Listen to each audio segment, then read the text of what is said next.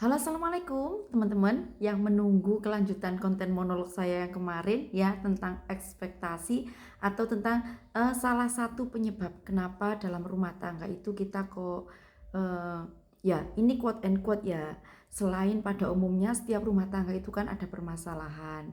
Nah, di sini saya menemukan ya teman-teman menemukan satu hal, kenapa sih dalam rumah tangga kita itu kok selalu ada eh, kecekcokan, kok selalu ada seolah-olah kita itu playing victim, seolah-olah kita paling paling paling apa ya, paling dizolimi gitu. Ternyata teman-teman, oh ya sebelumnya assalamualaikum warahmatullahi wabarakatuh. Om Swastiastu, Namo Buddhaya, salam kebajikan rahayu. Bagi teman-teman yang baru saja menemukan channel saya ini, salam kenal semuanya. Di sini kenapa teman-teman kok bingung? Ada kemarin saya upload itu konten yang tentang kayak memasak, packing, itu kenapa sih? Supaya teman-teman itu gak bosen ya mendengarkan konten-konten monolog saya, uh, biar ada ini loh teman-teman, biar ada kayak selingannya, biar nggak monoton gitu ya. Sesekali saya selingi dengan itu tadi, hobi-hobi aktivitas kecil saya yang semoga juga bisa menginspirasi teman-teman. Oh ya, untuk sebentar sebelumnya teman-teman fokus sama keras saya ini ya. Ini saya kan menjahit rumahan. Terus kenapa ini menclek kayak gini? Ini baju beli teman-teman ya. Ini untuk seragam besok halal bihalal. Jadi dia itu lurus kayak gini. Ini kan udah lurus, ya depannya udah simetris. Tapi teman-teman perhatikan. Nah, kelemahannya beli baju jadi itu kayak gini. Kebetulan saya dapat yang kurang pas. Mungkin ya udahlah kamu kan bisa jahit. Jadi ketepaan yang produk kurang jadinya itu ketepaan ikut saya tuh kan menclek banget kayak gini. Tuh, iya kan? Ini mau saya edit nanti habis ini. Mumpung sekalian ini tadi benakno ya. Saya nunjukin kalau ada jahitan yang kurang pas tuh ini juga tuh lebar banget ya. Ya, ini nggak salah sih, cuma ya ini salah satu konsekuensi kalau kita beli custom ya. Tuh, dia longgar. Nanti mau saya edit biar jadi black long cardi gitu aja. Dan hasilnya teman-teman tunggu besok di konten saya. Oh ya, lanjut ke tema topik. Saya itu teman-teman setiap pagi saya itu kan naik motor ya ke daerah sana Maduarjo, ke desa Babadan. Tempat kerja saya di sana sih selama kurang lebih 21 tahun. Yang awalnya saya naik angkot, kemudian sekarang sudah mengendarai sepeda motor, alhamdulillah ya. Jadi saya di situ di perjalanan itu mendapatkan pelajaran yang sangat berharga ya tentang ekspektasi kita dalam berumah tangga. Kenapa sih kok ada pasangan yang nyaris sempurna dari segi ekonomi, dari segi fisik, dari segi apapun itu nyaris sempurna. Tetapi kok gampang aja mereka menikah kemudian bercerai, menikah bercerai. Nah, seperti yang teman-teman ketahui ya. Padahal secara apapun nyaris sempurna gitu. Kemudian ini yang saya tahu, yang saya ketahui setiap hari, setiap pagi. Saya memperhatikan itu. Setiap naik motor pasti Allah memperlihatkan pemandangan itu kepada saya. Nggak tahu ya, pasti saya melihat itu. Ya kurang lebih di nggak 21 tahun itu ketika naik angkot saya belum bertemu pemandangan itu.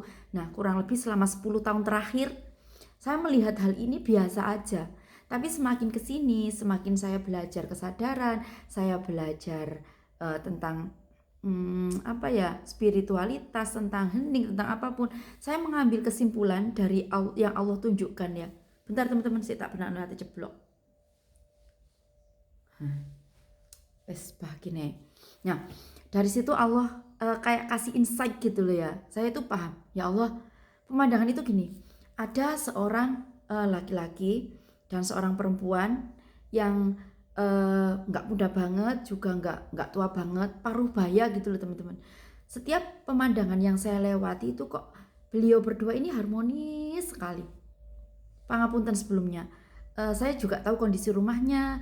Saya tiap hari melihat fisiknya, keadaannya jauh sekali di bawah kita, sangat-sangat jauh. Sangat jauh di bawah kita. Dari segi rumah pun, ya pangapunten ini quote and quote saya nggak bermaksud berbicara materi. materinya beliau dan membandingkan dengan keadaan kita, tidak. Tapi saya akan mengisahkan, mengambil pelajaran berharga untuk bisa kita ambil tauladan, bisa kita ambil untuk feedback, bisa kita ambil untuk contoh kita, untuk mengkoreksi diri kita pribadi masing-masing, terutama saya ya. Jadi gini teman-teman, pasangan suami istri tersebut, beliau dengan sangat bahagianya tiap pagi yang laki-laki itu dorong gerobak, terus si perempuannya di belakangnya sambil nenteng sayuran. Saya pernah suatu hari itu turun ya, karena sekali lagi ya, ini bukan tabungan semesta, bukan pamer, bukan apa. Kan teman-teman itu otomatis kalau lihat pemandangan seperti itu hati teman-teman terketuk kan. Nah pasti teman-teman berbagi rezeki dengan orang-orang tersebut, pasti itu teman-teman kayak gitu. Saya pun juga melakukan hal demikian. Nah dalam kesempatan itu tadi saya tanya dong, Bapak ini Bapak mau kemana segitu.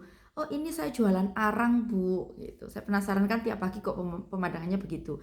Terus si perempuannya, si istrinya itu menenteng sayuran yang habis dipetik. Ketika metik sayur pun saya tahu pemandangan itu.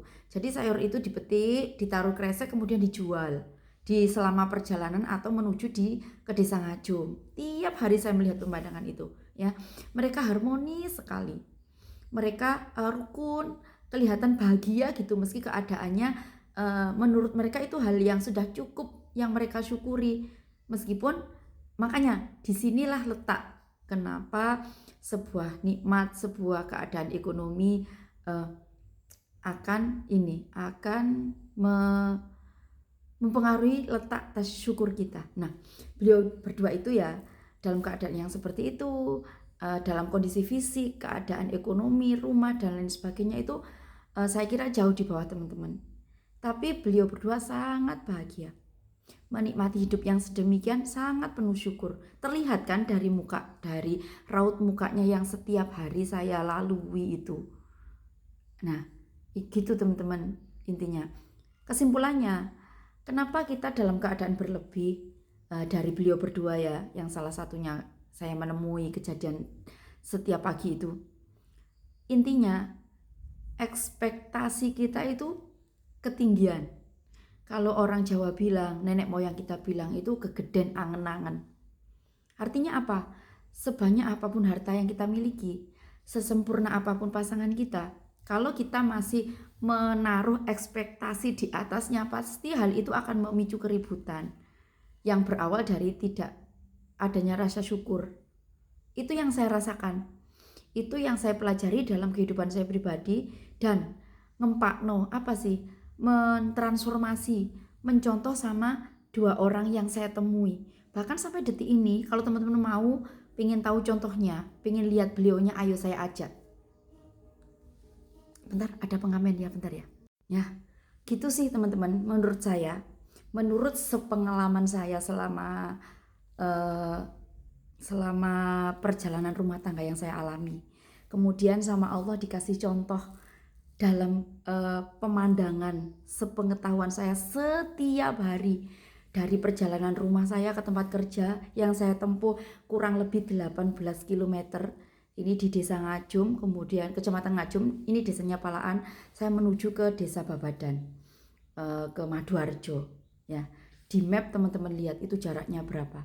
Nah, jadi setiap perjalanan kalau kita belajar spiritual, kalau kita belajar kesadaran, Allah itu pasti ngasih insight ke kita, ngasih petunjuk ke kita untuk supaya lebih bersyukur dengan apa yang kita punya sekarang, dengan apa yang kita lalui, maksudnya permasalahan hidup apa sih yang kita alami, itu kita dikasih insight, dikasih contoh, dikasih feedback. Itu loh, banyak orang-orang yang keadaannya di bawah kalian, di bawah kamu, di bawah saya, tetapi hidupnya penuh syukur, penuh bahagia. Karena apa? Ekspektasi mereka yaitu tadi penuh syukur, sudah nggak melihat yang ke atas. Bukan berarti teman-teman nggak boleh ambisi untuk lebih sukses, lebih harmonis, nggak gitu. Supaya bisa stay di sini saat ini sekarang, bersyukur apa yang kita punya. Karena hari kemarin nggak bisa kita sesali, dan hari esok kita nggak akan tahu keadaannya. Gitu ya, sama-sama belajar, sama-sama mengingatkan. Bye-bye, terima kasih teman-teman. Wassalamualaikum.